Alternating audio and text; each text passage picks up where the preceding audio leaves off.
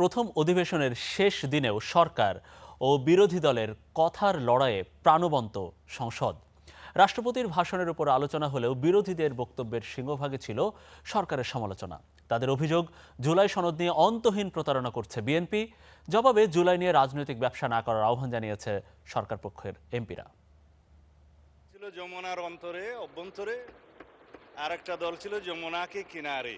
প্রথম অধিবেশনের শেষ দিন ২৪ দিন ধরে চলা তর্ক বিতর্ক আর ওয়াকআউট করা বিষয়গুলো আবারও সামনে এলো দুই পক্ষের আলোচনায়। মাননীয় প্রধানমন্ত্রীর সিদ্ধান্তের আলোকে ওনাকে গভর্নর থেকে বাদ দিয়ে এই সিদ্ধান্তের আলোকেই একজন যোগ্য গভর্নর নিয়োগ করা হোক।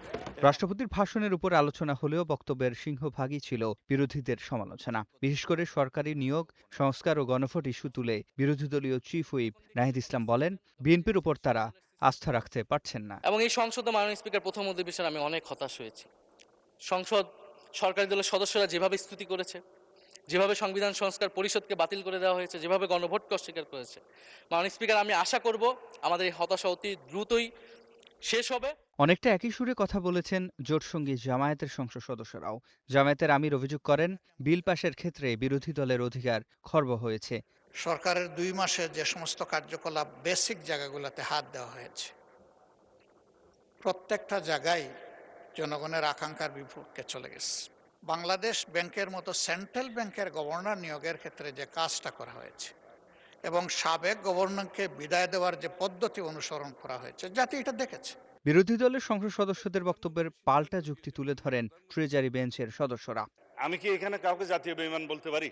নাহিদ ইসলামের অভিযোগের জবাবে স্বরাষ্ট্রমন্ত্রী বলেন, বিএনপি জুলাই সনদ থেকে দূরে সরে যায়নি, বরং আঁকড়ে ধরেছে।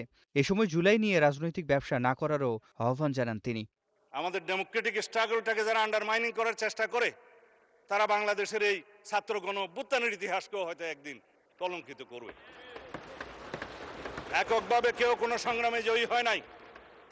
2024-এর ছাত্র গণ অভ্যুত্থানের ভিত্তি সোপান একদিনে নির্মিত হয় নাই। এদিন অধিবেশনের শুরুতেই পুঁজিবাজার ও বীমা সংক্রান্ত দুইটি বিল পাশ হয় সংসদে। জয়যুক্ত হয়েছে। সিফাত শাহরিয়ার, স্টার নিউজ, ঢাকা।